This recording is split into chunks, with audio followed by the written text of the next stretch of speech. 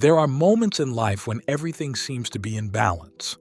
Your spiritual practices, your routine, your connection with your essence and the universe. But at some point, you may feel that something has subtly changed. The energy around you starts to shift and you can't pinpoint exactly why.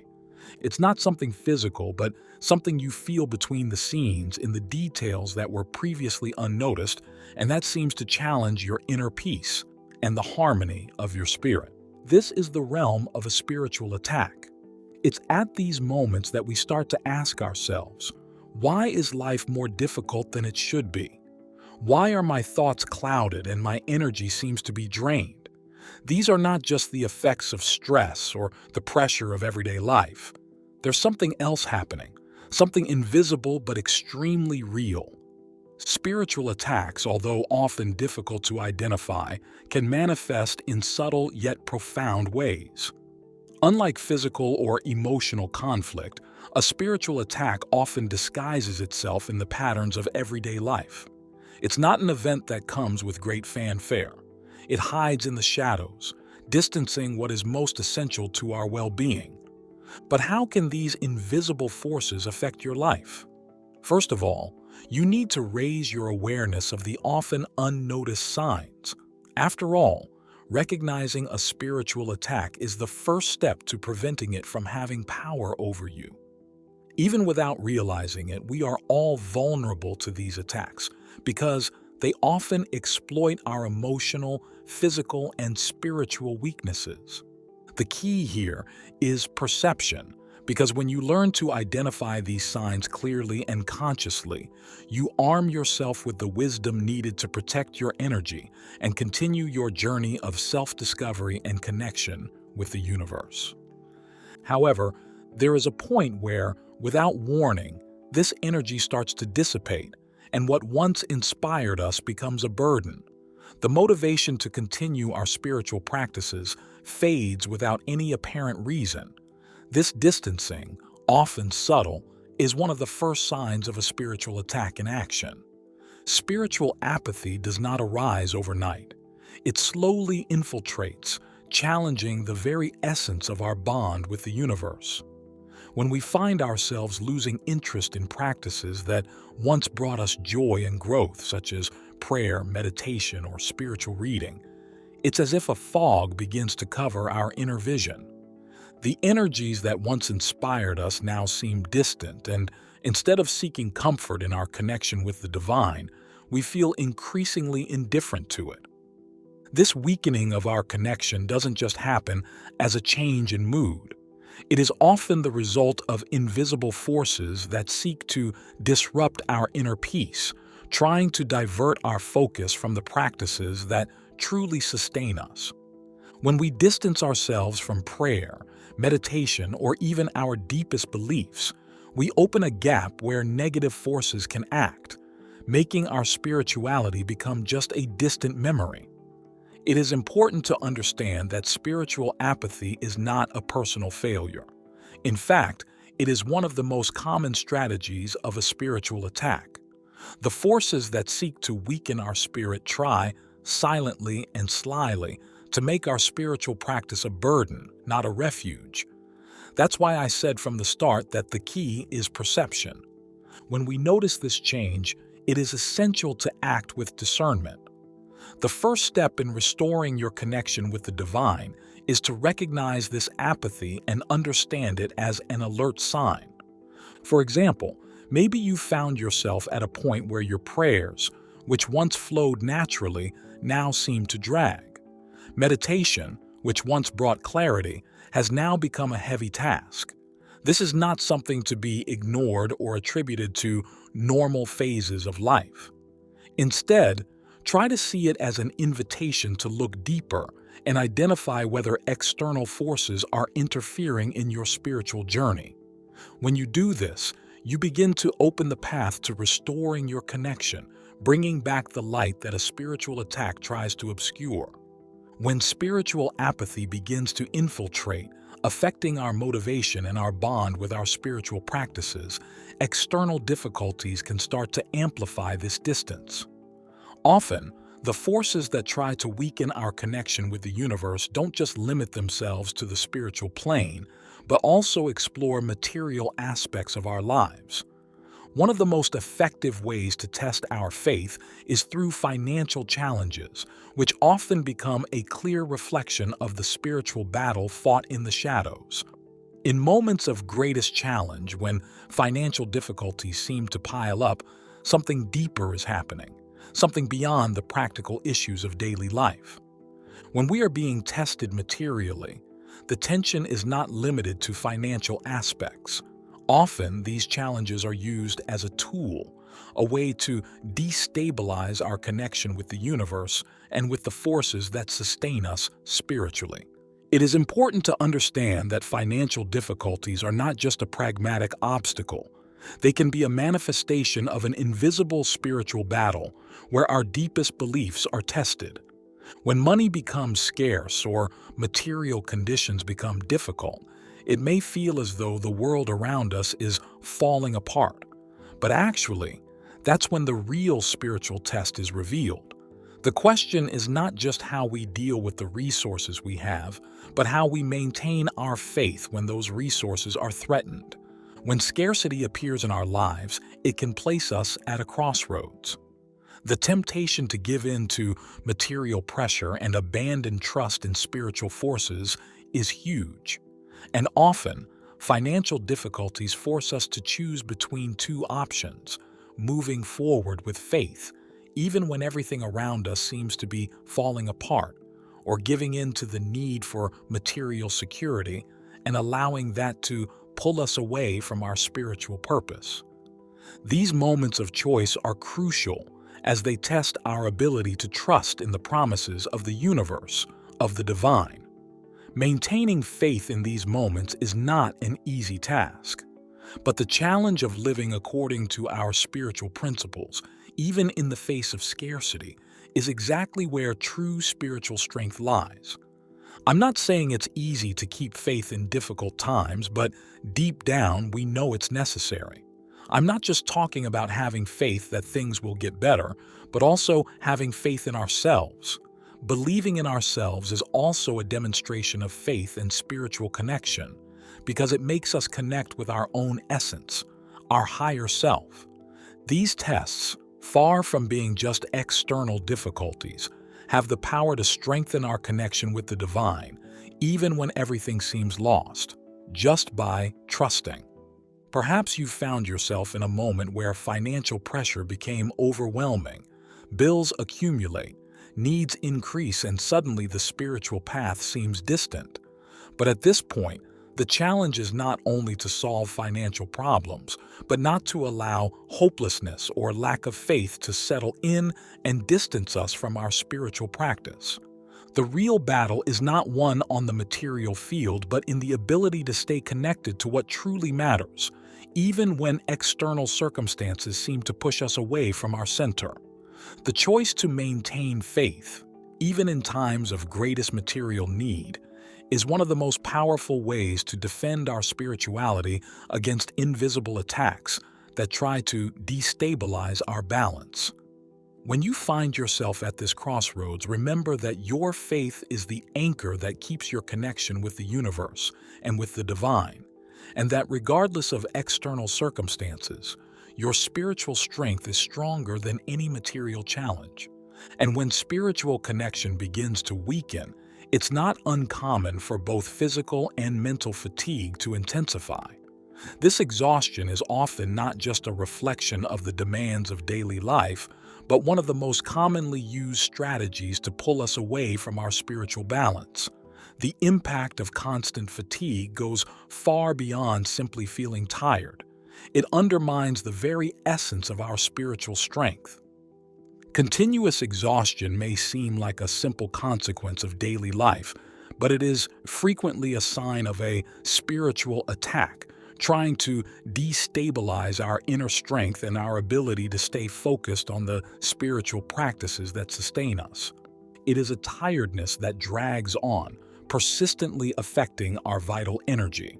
Prayer, meditation, inner silence, all that once flowed naturally, suddenly becomes an effort. The simple act of connecting with the divine seems almost impossible, as if the body and mind are overloaded in such a way that any attempt to seek peace and renewal seems futile.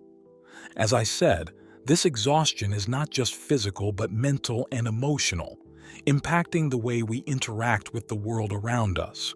When the body has no energy, it is harder to maintain clarity of thought, which directly affects our connection with spirituality.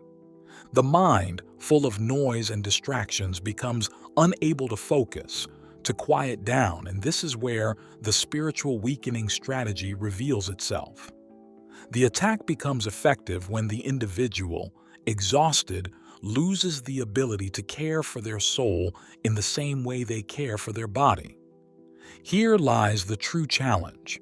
Even when the body is tired, the soul needs to be nurtured. It is essential to recognize that fatigue, although challenging, should not be a reason to pull away from spiritual practices, but rather an invitation to seek an even deeper connection with the universe and the divine. The act of maintaining this connection during times of exhaustion is, in itself, a spiritual strengthening. At this moment, the important thing is to understand that this persistent fatigue is a sign, a form of internal resistance that needs to be overcome. And the key to breaking this cycle is to persist in the search for renewal, even when the body pleads for rest. True spiritual strength arises when we can, even under pressure, maintain faith and practice. For by doing so, the connection with the universe is not only restored but also reinforced. This persistence in times of exhaustion, although challenging, is one of the most powerful ways to strengthen our spiritual energy and protect our mind and soul from the invisible attacks that seek to weaken our connection with the divine. Remember, I'm not saying that you shouldn't rest, but that even when you're tired, it's important that you nurture your spiritual connection in your own way, in the way you prefer, but keep that connection. This is extremely important to keep your spiritual energy protected. And as a result of this exhaustion and our weakened spiritual connection comes the next sign of spiritual attack, the difficulty with prayer, which, until then, had been a natural and vital practice in our spiritual journey. When prayer starts to become a difficult task, it's as if an invisible barrier has been raised, separating us from our source of divine energy, from our connection with the divine. The aversion to prayer may not arise explicitly or immediately, but it slowly infiltrates, like a cloud that obscures our vision. Sometimes this happens through external distractions that pull us away from the tranquility needed to pray. The modern world, with its noise and endless demands, can be a strong source of diversion. But many times, this resistance also comes from within, from a tired mind, from a disoriented spirit that begins to question the effectiveness of this practice. Prayer, which once was a refuge, suddenly seems like a difficult task, meaningless or disconnected from our reality. This weakening of our prayer life is one of the most effective ways a spiritual attack can manifest. When prayer becomes difficult, when the desire to pray disappears, it's as if we are being disconnected from our source of spiritual energy. Prayer is not just a ritualistic act, but our spiritual anchor, the purest way to align with the frequency of the divine and the universe. When we begin to see prayer not as an opportunity for renewal, but as a burden, something in our spiritual energy is being manipulated, trying to pull us away from our source of strength. It's as if, when you try to connect, you feel an internal blockage, as if you're trying to reach something distant. This blockage is not just a result of mental exhaustion or stress, but often a direct reflection of forces that seek to break your connection with the divine. This is what makes prayer even more crucial in these moments. The real challenge here is not the momentary difficulty, but the resistance that arises from this difficulty. Overcoming this blockage requires conscious action, resuming prayer not as a task, but as a necessity. When you persist in the practice, even if the first steps are heavy, You begin to restore the spiritual bond that was temporarily weakened, and gradually, prayer becomes a refuge of strength and clarity again. When we stop praying, it seems that the spiritual clarity that once guided our path fades, leaving us lost in emotional confusion. This feeling of disorientation doesn't happen by chance, but is often a reflection of forces trying to pull us away from our true purpose, obscuring our vision and making us question our journey. And here comes the next sign of a spiritual attack. The feeling of being lost, not knowing which direction to take, is one of the clearest signs that something is disturbing our spiritual connection. When we are enveloped in a fog of anxiety and insecurity, it's as if we're being pushed out of our path, disoriented and aimless. These feelings of confusion and fear are not just natural responses to life's stress. They can be a direct manifestation of forces that want to move us away from our inner truth and alignment with the universe. When fear begins to dominate our mind, spiritual clarity disappears and we find ourselves unable to discern between what is real and what is a distortion, making us feel like we are walking in an emotional fog with no clear vision of where we are or where we are going. It's crucial to recognize that these moments of fog are often a deliberate attempt at disorientation. The forces that seek to weaken our spiritual connection know that once our mind and emotions are out of balance, the direction of our journey can be lost. Anxiety, insecurity, and lack of clarity become powerful tools to divert us from the path, making us question our decisions, beliefs, and even our purpose. However, there is a way to regain spiritual clarity. The key is surrender and full trust in the universe. When the mind is overloaded and direction seems unclear, it's essential to step back and trust that, despite the confusion, the path is always ahead of us. Clarity does not come from trying to control every detail or fight against feelings of fear, but from accepting that, by surrendering our trust to the universe, the necessary guidance will be revealed at the right time. If you feel as if you're lost, not knowing which direction to follow, as if you're in the midst of an emotional fog, know that the main issue here is not finding external answers, but restoring internal trust, believing that by allowing the flow of the universe to guide your steps, spiritual clarity will begin to emerge, dissipating the fog that clouds your vision. At this point, amidst the mental confusion, anxiety, and emotional fog, comes another sign of spiritual attack. Here, the forces that seek to lead us astray try to explore an even deeper weakness: old behavior patterns.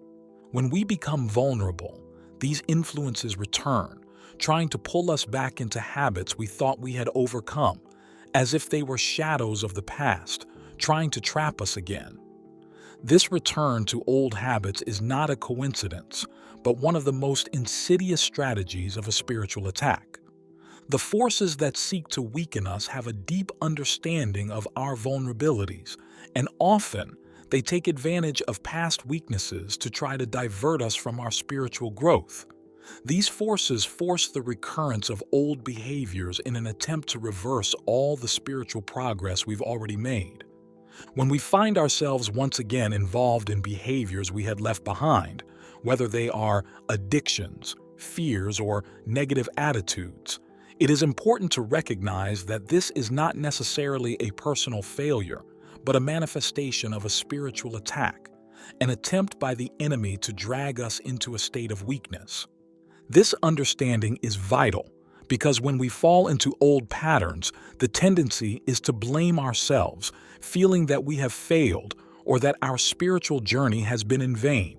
That's why it's essential to recognize that this regression may not be a reflection of our failure as individuals, but rather the influence of forces trying to keep us in cycles that prevent us from moving forward.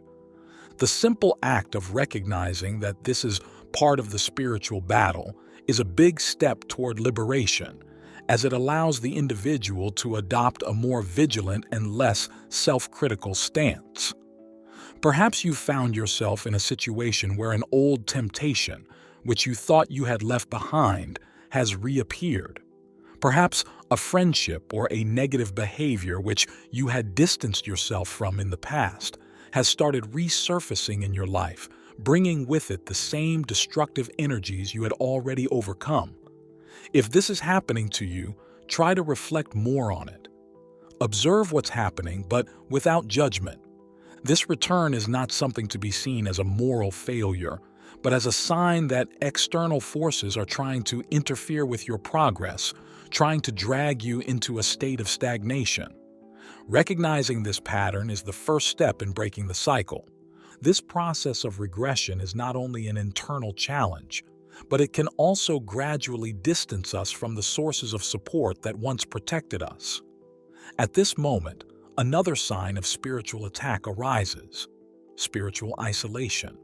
Isolation arises as a silent consequence, a way of pulling us away, making us even more vulnerable to the forces trying to destabilize us. It is not just a physical withdrawal, but a deep distancing from the support network that once sustained us spiritually. Connection with other practitioners or with a spiritual community is one of the strongest pillars to maintain our resistance against spiritual attacks. However, when these forces seek to weaken us, they draw us into isolation where we are more vulnerable to negative influences. This strategy of distancing doesn't happen abruptly, but infiltrates slowly, making us believe that we are better off alone, or that our spiritual practice no longer needs validation or support from others. When we distance ourselves from prayer groups, spiritual studies, or even people who share a similar vision, our spiritual energy may begin to fade. Isolation is often an illusion of security. It leaves us unprotected without the collective strength that a community can provide. I'm not saying we shouldn't have moments alone. Indeed, we need moments of reflection and introspection alone. But there are forced isolations, precisely to leave us vulnerable. When we are immersed in our spiritual practice in isolation, we run the risk of losing the clarity and motivation that come from mutual support. The exchange of experiences and unity with other practitioners not only offers encouragement, but also protection against the forces that seek to lead us astray. The spiritual community functions as a shield, where the collective energy is stronger and more resistant to external attacks. So, if this is happening to you, pay attention, as this distancing may not be a reflection of a legitimate desire for solitude or introspection, but a sign that external forces are trying to weaken your connection with the collective spiritual energy. This withdrawal may seem natural in times of difficulty, but it is one of the first steps toward the disintegration of individual spiritual strength. But I'd like you to remember that spiritual strength also comes from moments of union, moments when we share our energy and support each other. As I said earlier, when we are isolated, we can also become vulnerable, and in those moments, our minds may become more susceptible to distortions, not just in the physical world, but also in more subtle realms like dreams and visions. In this state of vulnerability, the images that appear while we sleep can be manipulated, creating confusion and fear where clarity and guidance once existed. When we are in tune with our spirituality, dreams and visions often serve as powerful means of communication and guidance. They connect us with a wisdom beyond our conscious understanding, offering insights and direction. However, during a spiritual attack, this connection can be distorted, making what should be a source of clarity become a tool for confusion and fear. Dreams can turn into disturbing, frightening, and confusing images, often creating a sense of insecurity. These visions can be manipulated by forces that seek to pull us away from our spiritual balance, planting fear and uncertainty in our minds. Instead of reflecting the truth of our inner being or divine guidance, these dreams distort our perception, bringing forth unconscious fears and suppressed emotions. These distressing dreams where images of persecution, loss, or despair seem to dominate our rest can generate a sense of anxiety that extends throughout the day, affecting inner peace and trust in the spiritual path. That's why it's essential to recognize that these disturbing dreams and visions are not necessarily reality. They may be a manifestation of a spiritual attack in progress. Not always should they be seen as premonitions or reflections of reality, but as an attempt at manipulation, trying to divert our attention to fear and doubt. Of course, dreams can be related to future visions, depending on the level of consciousness, but the power of the mind is immense, and when we are vulnerable, it can also be used against us. But while these images may arise in our dreams, they do not have power over our essence or spiritual direction unless we allow it. This recognition makes you regain control over your mind, reminding you that your spiritual reality is stronger than any illusion created by fear. The key to dealing with these dreams is awareness and detachment. Don't let yourself be consumed by the anxiety they generate, but rather use these experiences as reminders that the path to spiritual clarity and protection lies within us, and that the mind, when guided by the light of our being, can be an instrument of healing, not distortion. Thank you for embarking on this journey with me. If this video resonated with you, I invite you to like and subscribe to our channel. Share this video with others so they can benefit from this message. And don't forget to leave a comment below sharing your thoughts, reflections, and experiences. Thanks again for watching and for joining me. Take care and see you soon.